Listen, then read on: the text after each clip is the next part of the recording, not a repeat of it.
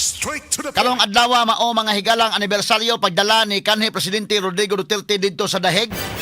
Gidakop siya mahigala sa kauluhan dito sa airport mga sukid di paminaw pinaagi ni General Torre o gidala sa mahigala sa Daheg. So atol mga kaigalaan sa gihimo nga inquiry sa Senate inquiry perting pamalibad ini mahigalang mga officials nga wa gyud kun sa makig-coordinate, wa kun sila labot ani ini pagkadala ni Duterte ngadto sa Daheg. Ngano man tungod kay usa kini kadakong violation mahigala sa atong konstitusyon. Kay number one, dili man ta under jurisdiction sa ICC, dili ta under sa ilang jurisdiction kay nigawas ta mga higala sa Rome Statute. Wa na ta magpamimbro. Mi-withdraw na ta. That's number one. Number two, ang Rome Statute nagbutyag nga ma-apply lang ang ICC ngadto sa mga countries nga ang ilang korte wala na mo function. Mo na mahigalang dunay doctrine of complementarity. So, kung imong gipadala ang usa ka Pilipino dito sa Daheg, murag imong giunay ang imong nasod, sa pagdaot mahigala nga dili na functional ang atong husgado dire. Straight to the point. Mo na nga perting pamalibad sa mga officials nga wa kuno sila labot mo ni mauna nya karon kay ni aman mahigalang 18 Marines. Kay nomdom ka dong names katong pagdala ni kanhi Presidente Rodrigo Duterte. Bakang gubuta tong airport mga sukid ti paminaw. Karon ang 18 Marines mahigala kay ni butyag man gyud, ni barog man sila. Nga mali-malitang kwarta ilang gidala mga sukid ti paminaw unya do na may budget ang taga ICC. Straight to the point. Pinaagi mahigala ni kanhi Senador Antonio Trillanes. Kana nga portion din ha sa affidavit sa Philippine Marines, mo na angay imbestigaron. Mo na angay imbestigaron. Nga ang ato mahigala mga official sa gobyerno, sama mga higala sa Senate Blue Ribbon Committee, way planong mo investigate, ingom na mga kaigalaan ang ombudsman, gipasay noon sa NBI, nganong klaro mang imbestigaron, tungod kay mayon kaday nga, awa na imong i-discount mahigala ng affidavit sa Philippine Marines, ano ni-react mas Trillanes and Rekin? Pwede man yung react yun niya, nga nga ipakita na mga pictures. So, kining affidavit sa mga 18 Marines, nga dunay supporting document, nga mao ka na mga pictures, nga wala na mga higala, giproduce, pinaagi og AI, nga dili na edited ka ng mga pictures, hayon man kay na nga i-counter check. Sama ining Lacson mahigala nga kanhi PNP chief. Suito man nga investigador sa Lacson. Kana mahigalang ombudsman. Dako man mga higala ganig confidential funds sa seremolya. Unya, ni apang NBI mga higala. Mahimo nila nang maklaro kung kining mga pictures nga gi-support sa affidavit, AI ba ni, edited ba ni, manufactured ba ni, o tinuod ni nga mga pictures. Sayon kay na. Straight to the point. Pero wa nila imbestigara.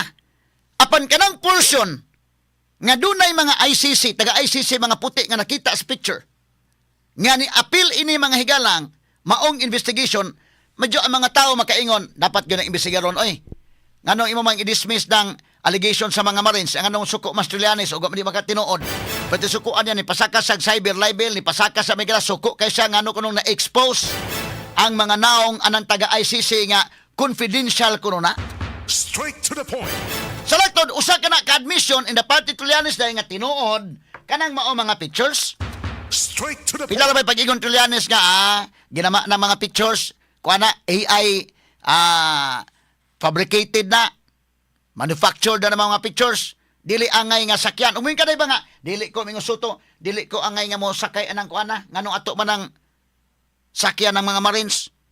Nan kung inana man galing, nganoy nga mangisakyan, suko man kayo mo anang mga picture sa ICC, taga ICC. Unya si Trillanes sa dahil interview mahigala ni Jessica Soho, akong i-acknowledge ang GMA ani. Pilti niyang pamalibad. Ngano man, ang Rome Statute mga kagalaan nga, ilaging ipalutaw nga wata mag-apil-apil Pilipinas, so agyud tani mo na, kay ngano, usa ka na ka pagbudhi sa sovereignty sa atong nasod. Usa ka na ka pagbudhi. Ngano man, functional man tong korte dire. Kung moingon ka mga higalag, war crimes kanang nay na apil nga mga civilians, nay mga bata nga naapil, kato ng gira sa Iraq. Kinsa man to, kato si George Bush mga kagalaan. George H. Bush, ang amahan. Ang gubat may higala First Gulf War, 1990. Pila ka mga bata ang namatay na to, Daikin?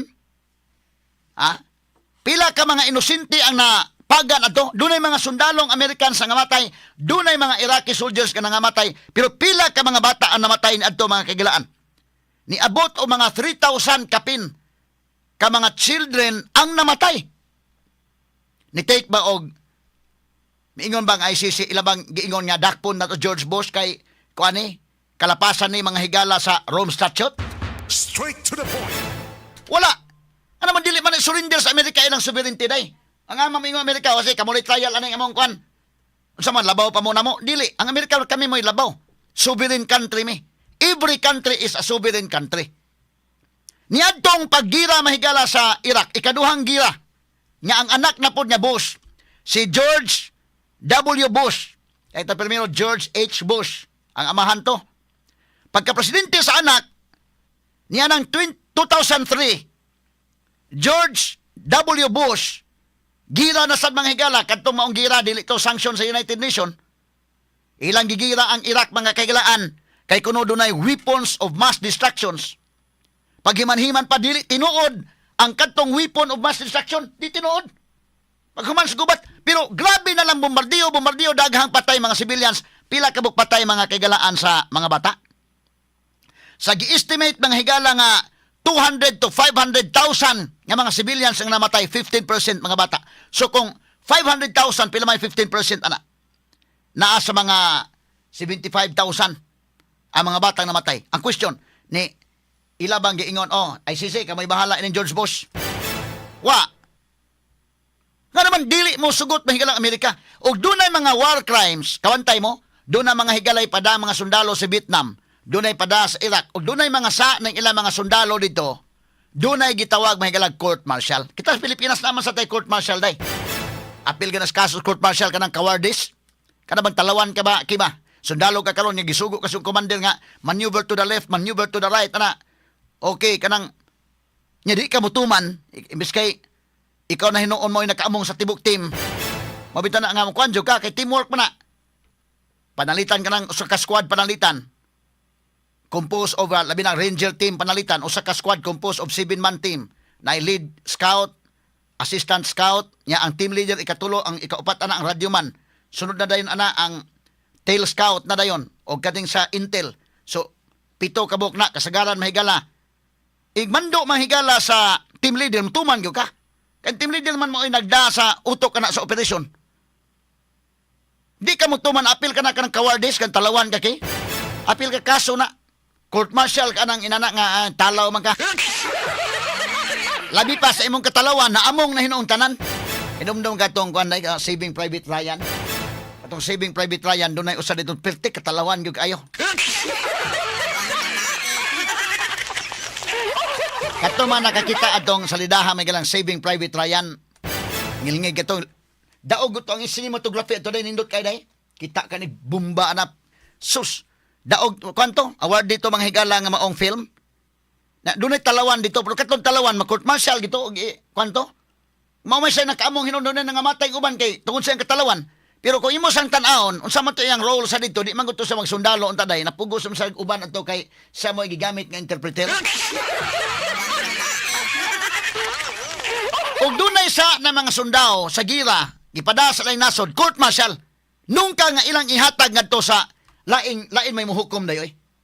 Muna karon nagiyahay na sa ingon niya, wala may labot sa ICC mo na.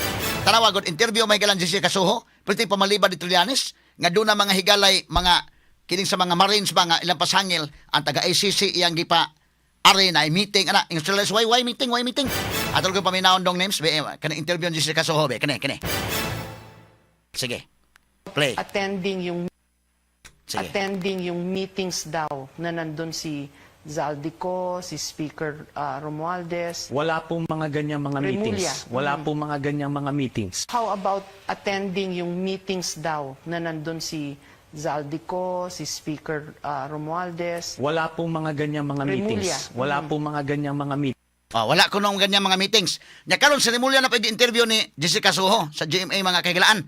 Si Remulla na pwede interview, wa na sa magkasnabot mga kagilaan. Kaya ato paminaw interview ni Remulla dong names kaneo. Bebe ato paminaw. Sige asaman tong kang Remulla. Nana dong? Sige, Trillanes ang sunod. Karimulya ko no. Senator Trillanes, na kayo raw ay nakipagpulong kay Senator Trillanes, General Nick Torre, para daw po with the ICC investigators. Totoo po ba yun? Sa bahay niyo raw po sa Bel Air, Makati. Totoo yun. May pag-usap ako sa Trillanes, pinakilala niya sa akin yung ICC, yung ibang dalawang personal na ICC. Kasi nga, meron kami usapan na ang testigo dapat protektahan. Yung testigo na ICC. Since we're in the DOJ, kinakailangan gawin namin yun. Mga Pilipino kasi mga testigong to. Sir, when was this po? Last, hindi ko na maalala. Maybe less than a year ago. Okay, sige, post dong. Sa tawa ha? Instantly, walang ganyang mga meetings. Pero pag abot bang higala ni Arimulya siya, totoo yan, may meetings.